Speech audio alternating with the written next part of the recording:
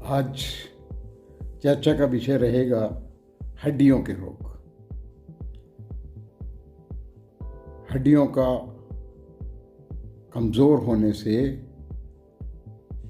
Osteoporosis का रोग हो जाता है, जिसमें जरा सी ठोकर लगने से, जर्क लगने से फ्रैक्चर होने की संभावना बढ़ जाती है।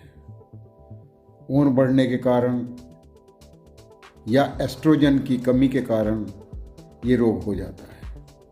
सामान्यतः मुख्य कारण है विटामिन डी या कैल्शियम की कमी।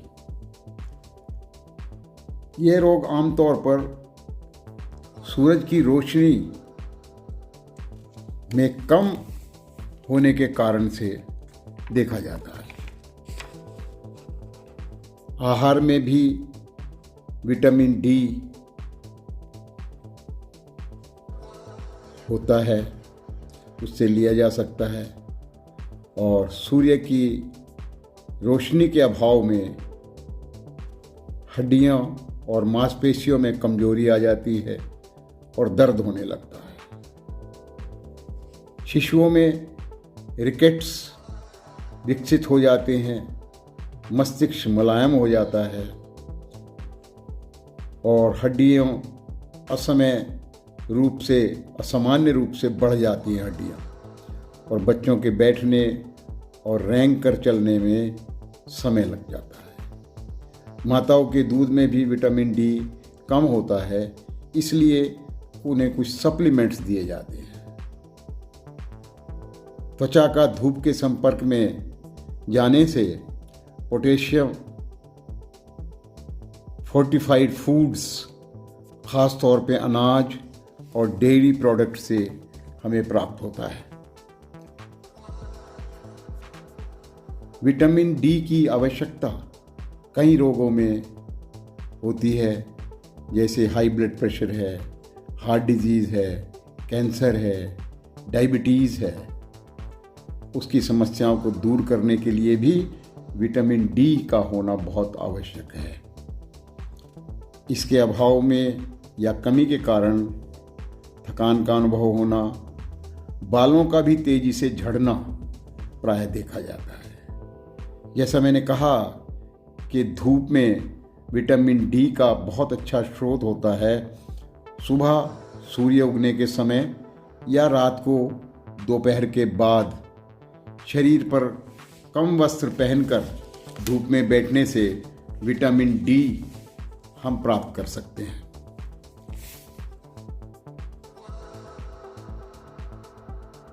जो धूप नहीं ले पाते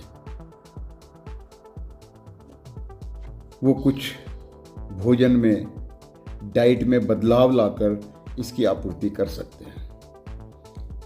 सनफ्लावर सीड्स, सूर्यमुखी के बीज, इसका एक अच्छा स्रोत है विटामिन डी का, जिसमें ओमेगा 3 फैटी एसिड्स भी पाया जाता है।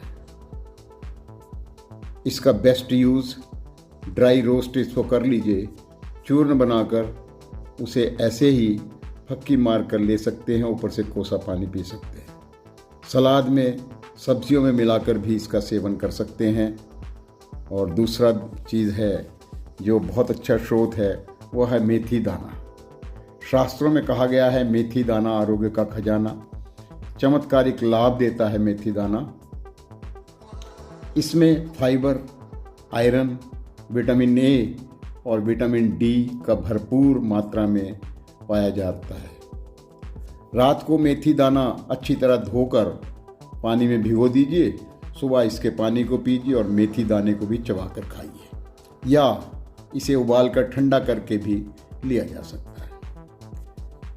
इसका पाउडर बना के फक्की मारकर ऊपर से पानी पी सकते हैं। मेथी की चाय भी ले सकते हैं। यह बीपी में, शुगर में भी लाभ देता है।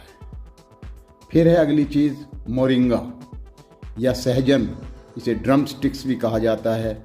इसे हड्डियों के लिए बहुत लाभदायक माना जाता है। सुबह उठ के सहजन का रस यदि लिया जाए तो ये बहुत लाभकारी है।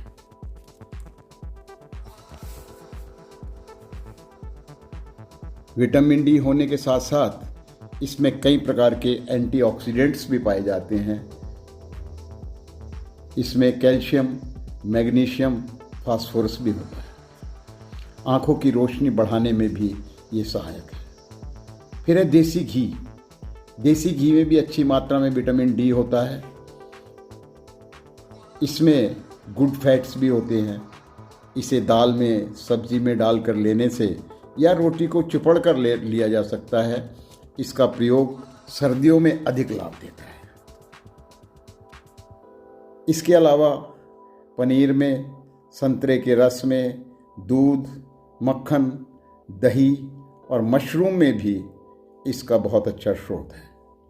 सूखा हुआ अंजीर बहुत लाभकारी है। इसमें कैल्शियम व पोटेशियम होता है। यह पाचन में भी सहायक है। बादाम, किशमिश, काजू में भी विटामिन डी भरपूर मात्रा में पाया जाता है। पालक, चौलाई की सब्जी में भी ये पाया जाता है। सोयाबीन भी लाभदायक है। बेरीज ले सकते हैं। काजू को रात को भिगो दीजिए और सुबह उठ के उसको ग्राइंड करिए, उसका दूध बनाइए, उसको गर्म करके भी ले सकते हैं। लेकिन जैसा मैंने प्रारंभ में कहा, विटामिन डी का सबसे अच्छा स्रोत सूर्य की गर्मी है, सूर्य की रोशनी है। उसमें बैठिए, भरपूर लाभ आपको मिलेगा। धन्यवाद।